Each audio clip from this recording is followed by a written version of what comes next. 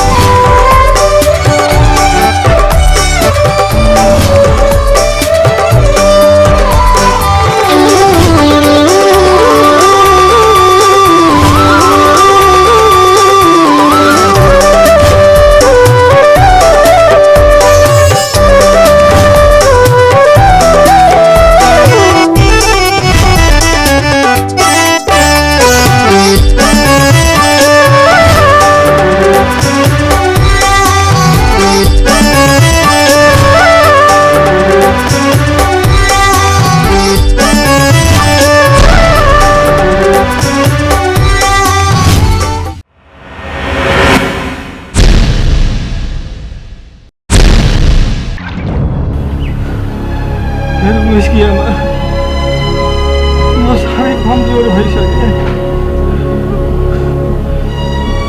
मलाई बाँचुला जस्तो के भन्नुभएको तपाईँले? त्यस्तो त्यस्तो नभन्नु, तपाईँलाई केही हुँदैन। छोराछोरीलाई राम्रो शिक्षा दीक्षा दिन्छु भन्ने सपना तपाईँले पिर गर्नु पर्दैन। हाम्रो छोराछोरीहरू राम्रोसँग पढ्छन्, हाम्रो छोराछोरी राम्रै छन्, राम्रोसँग पढ्न सक्छन् उनीहरूले। तपाईँले पिर लिनु पर्दैन।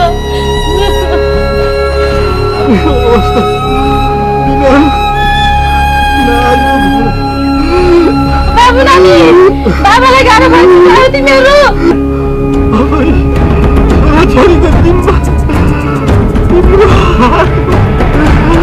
तपाईँलाई के हुँदैन? तपाईँलाई के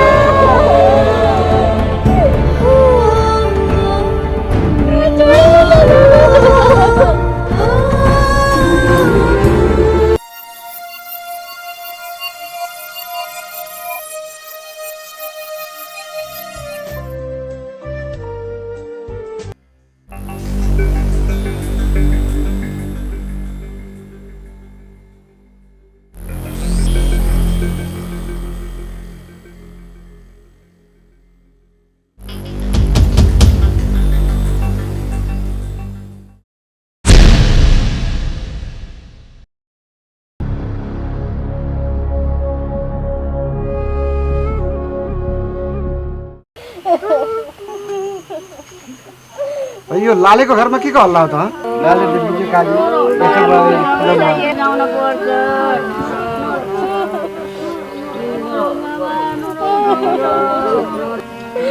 मुखिया जे भए पनि तपाईँले यो आफ्नो भन्ने यति लास उठाउन सह गर्नु पर्यो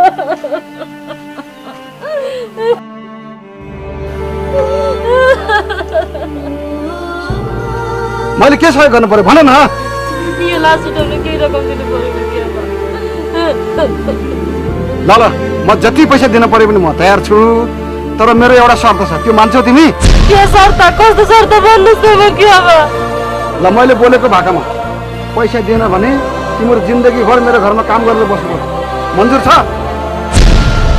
म त जीवनभर तपाईँहरूकै काम गरेर बसिरहेको छु नि मुखिया तर यिनीहरूको भविष्यको बारेमा ल तेरो छोराछोरीको भविष्यको बारेमा मैले ठेक्का लिएको छु शर्त यही हो मन्जुर छ हुन्छ मुखिया आचे हुई के कुरा गरेको ए मुखिया तुइले यस्तो बेलामा गाउँघरको दाजुभाइहरू सहयोग पो गर्नुपर्छ आफ्नै स्वार्थको कुरा मात्र गर्छ ता जस्तो शोषक त धिकार छ यो धरतीमा कसरी जान्यो लु त यसलाई म सहयोग मा गर्छ म पनि लाउरे हुँ लाउरे हेर लाउरे यी गरिबहरूलाई पैसा दिनु भनेको कुकुरलाई मासु पैँचो दिनु जस्तो हो बुझिस्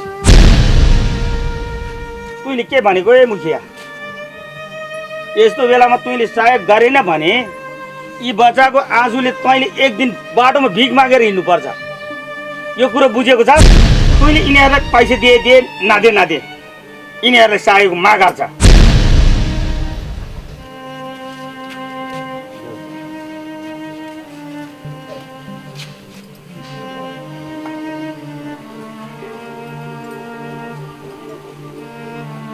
तैँले चिन्ता नगर बहिनी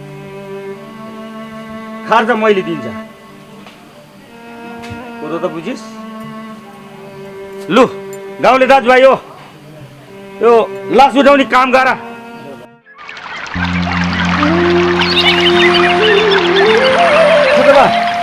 राम्रै छ बाबु सन्चै हुन्छ सन्चै छु बा घरफोक गर्नु भएको छ गरिरहेको छु बाबु तपाईँ खुसी छ बाबु काहीँ के ठिकै छ म पनि यसो उसलाई कुकुरलाई खोल्न आएको होइन ठटाउनु भएछ त्यसलाई रोज्याउनु भएछ उसलाई साइनलाई थाहा होला त्यो कुकुर यता देखेको छैन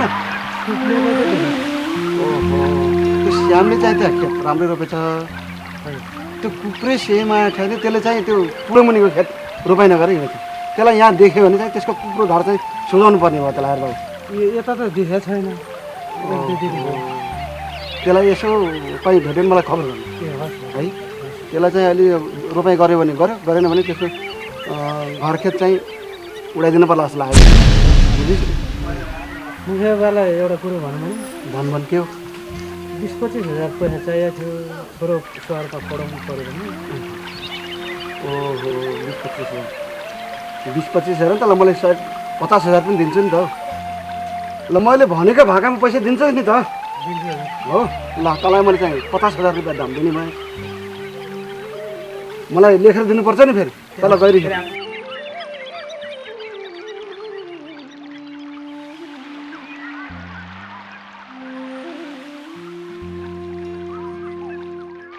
ल किन बोलाउँछ मलाई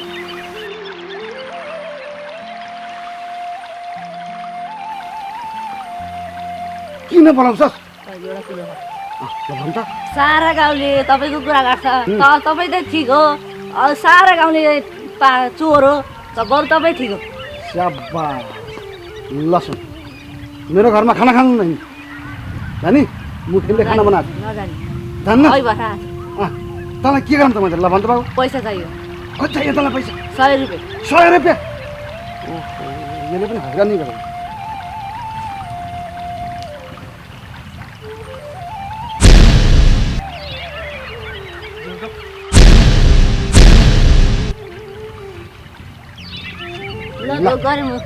ल स्याबास सधैँभरि मेरो कुरा गर्नु सारा गाउँले मेरो विपक्षीमा छ हेर बाबु तैँले भए पनि मेरो कुरा राम्रो गरेछ है बाबु अरूलाई पनि यही कुरा भन्दै जानु है ल स्याबास ल जा मलाई 100 रुपियाँ दिन्न अनि तँलाई किन पैसा चाहियो भनेको ऐ भर्खर त्यो बिर खेला दे हैन त्यसले त राम्रो काम गर्छ मेरो कुरा गरेर हिँड्छ र पो तैँले त मेरो विरुद्धमा यहाँ काम गरेर सारा गाउँले मलाई चाहिँ बदनाम गरिसक्यो ए त्यसो भए त्यही बिर खेला त्यही छोरो माने भइगयो नि त म गई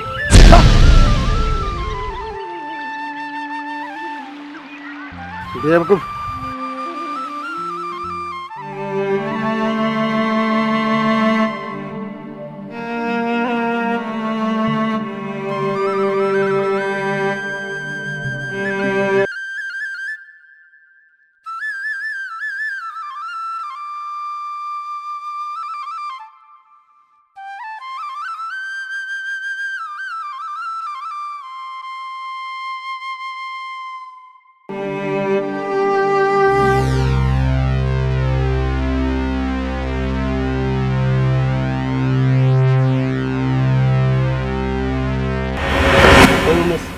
त यहाँको छस् मैले तँलाई कहाँ कहाँ खोजिन् धनले मात्र के गर्नु साथी मरेर लाँदैन पापन र पुण्य सँगै नै हुन्छ अरू केही जाँदैन जाउँ गर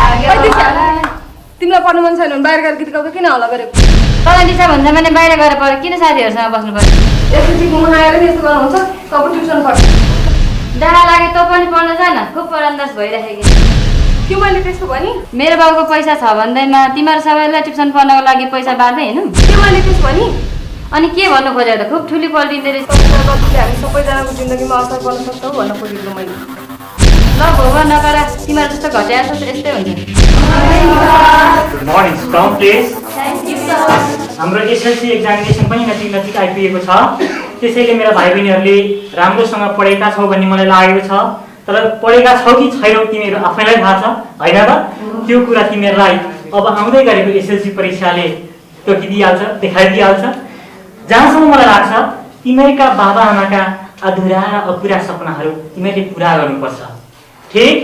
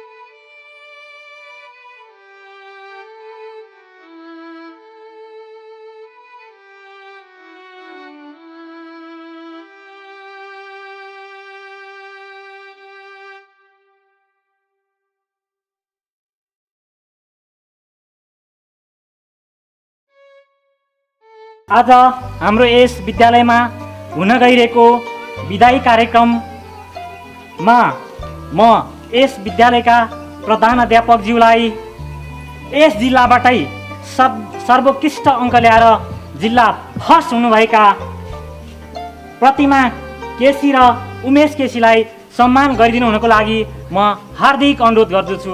जोरदार तालिका साथ प्रतिमा केसीलाई सम्मान गरिदिनु हुनको लागि म हेड सरलाई हार्दिक आग्रह गर्दछु।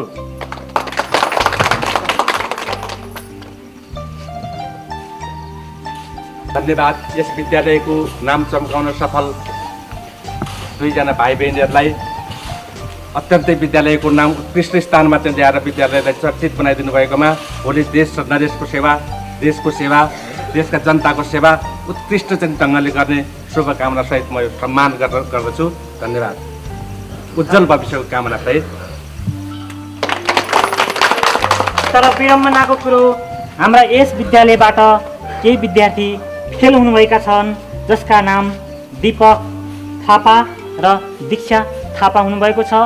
उहाँहरूले राम्रोसँग पढ्नु भएन, जसको कारण आज तितो असफलताको अनुभव गर्नु भएको छ। त्यसको लागि हाम्रो विद्यालय परिवार साह्रै नै दुखी छ, मर्माहत छ।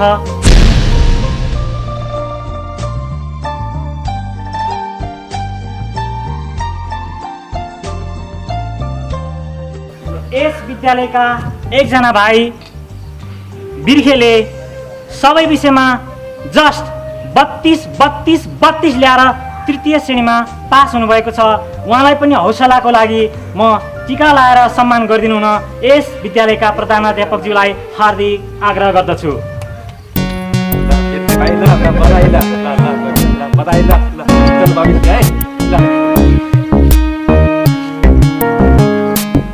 अन्तमा म यस विद्यालयका प्रधानाध्यापकज्यूलाई छोटो मिठो मन्तव्यको लागि हार्दिक अनुरोध गर्दछु। धन्यवाद। यस विद्यालयका सम्पूर्ण शिक्षक साथीहरू, प्यारा विद्यार्थी भाइ बहिनीहरू, आदरणीय अभिभावकवर्गहरू, आजको यस विदायी कार्यक्रममा हामीले हाम्रो माझबाट यस विद्यालयबाट उत्कृष्ट श्रेणीमा एसएलसी उत्तीर्ण हुने दुईजना विद्यार्थी उमेश र प्रतिमालाई ससम्मान यस विद्यालयबाट बिदा गर्ने अवसर प्राप्त गरेका छौँ।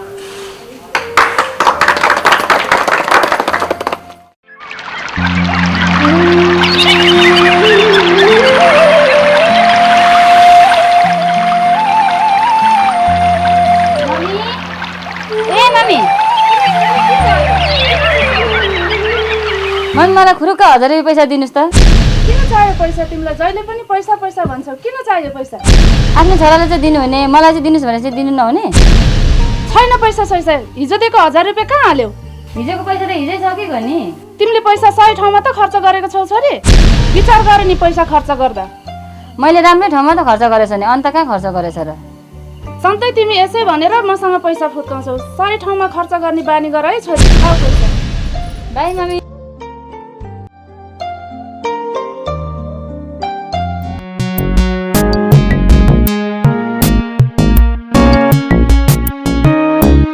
पाल्नुको मान्छे लाउरेमा कता? अरे कता जान्छौ र ओइ लाउरे? कता नुगाएर आएको? अनि त चाहिँ कता हिँड्यो ओइ?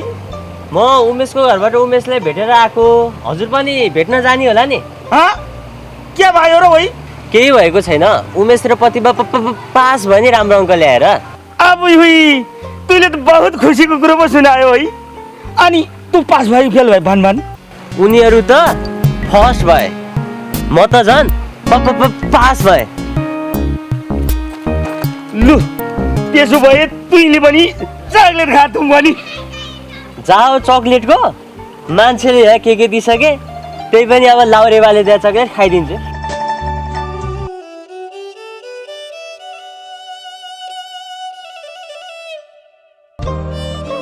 बहुत खुसीको कुरो सामान सुनायो है। लाउरीको कहानी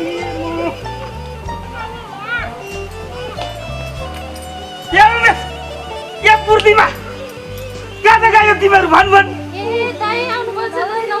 नमस्ते।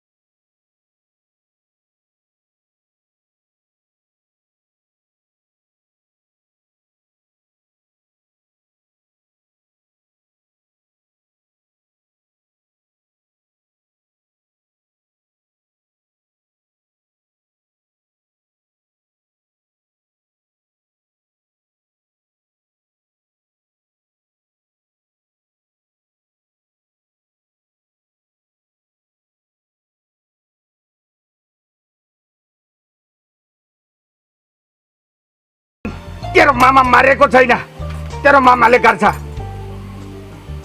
घर व्यवहार पनि मामाले हेर्छ। अब तिमीहरू भान्जा भान्जी, यो मेरो बहिनी। कुरो बुझ्यो?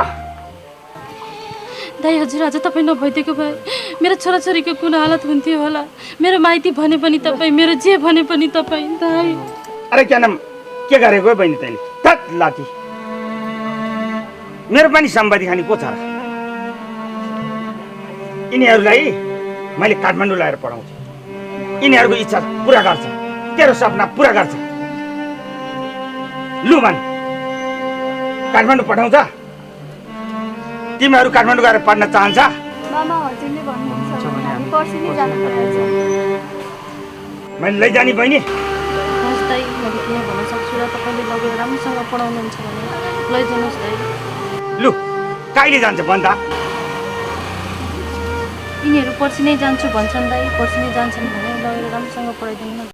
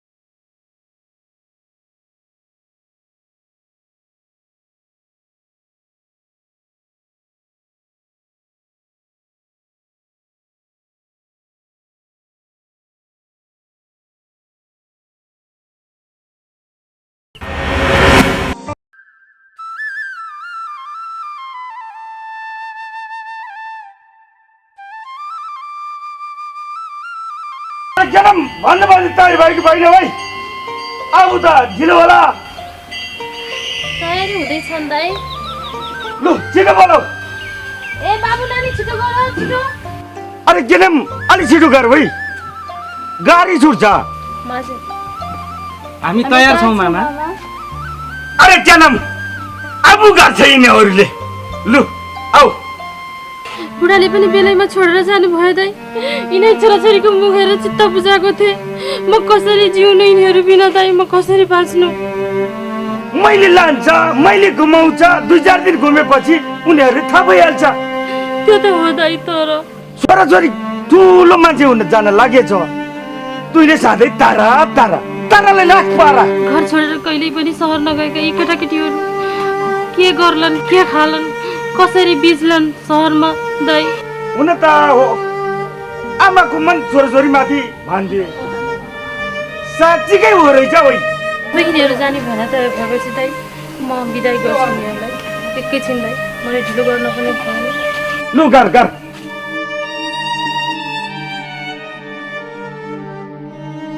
लु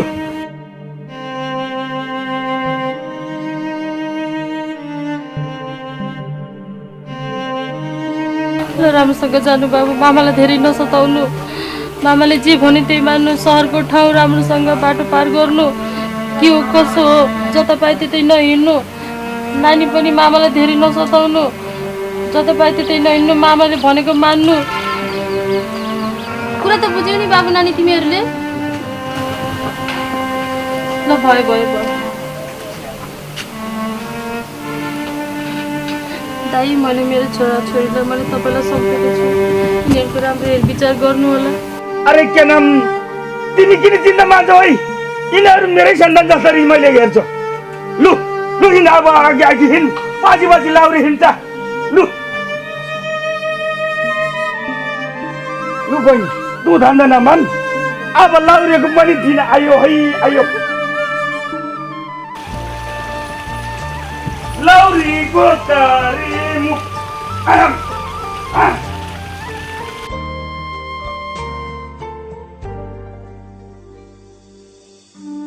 हल्लाइको जोइ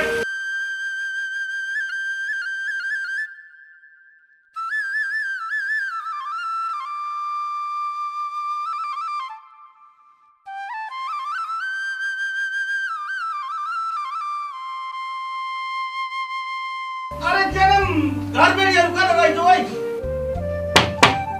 को हो म लाउरी दाइ भन्ने माइ हो ए लाउरी अंकल नमस्कार नमस्कार बाबु नमस्कार आउनुहोस् बस्नु तेरो बाबु कहाँ गयो भन्दा मेरो बुवा चाहिँ व्यापारको सिलसिलाले पोखरातिर जानुभएको छ लु तुइले पनि गएर बुझेर यिनीहरूलाई भर्ना गरिदिए है लु अहिलेलाई म जान्छ यिनीहरू यहीँ बस्छ लु अब तिमीहरू यहीँ बस यो मेरो साथीको छोरा हो यही घरमा कोठा पनि दिन्छ तिमीहरूलाई कलेजमा लगेर भर्ना गरिदिन्छ अनि मलाई भन्नु है लु आएर बस्ने त म जान्छ लु लु नमस्कार नमस्कार लु राम्रोसँग बस है म गयो नमस्ते मेरो नाम चाहिँ उमेश हजुर हजुरको नाम मेरो नाम सुमन सुमन ए हजुर यहाँको अङ्कलको छोरा हुनुहुन्छ हजुर हजुर मामाले चाहिँ मलाई यहाँ बस्नु भनेर अघि भनिहाल्नुभयो म नि गाउँदेखि पढ्न भनेर आएको मामाले लिएर आउनुभएको पढेर ठुलो मान्छे बनाइदिन्छु भन्नुभएको छ मामाले गाउँबाट आमाले पठाउनु भएको ए ठिकै छ नि त मेरो बहिनी प्रतिमा आउँछ अनि दाजुबहिनी हो नमस्ते ल ठिकै छ नि त म उतापट्टि तपाईँहरू बस्ने कोठा उतापट्टि चाहिँ म सफा गरिदिन्छु नि त हुन्छ हस् हस् प्रतिमा हामीलाई मामाले त कस्तो राम्रो ठाउँमा ल्याउनु भएको छ है ठिकै त भयो नि हाम्रो लागि पढ्नको लागि यही नै खुसीको कुरा हो नि हाम्रो लागि त्यही त पढेर हामीले ठुलो मान्छे बन्नु छ त्यही त हामी पढ्नु नै ठुलो कुरा हो बुवा पनि सानोमा बित्नुभयो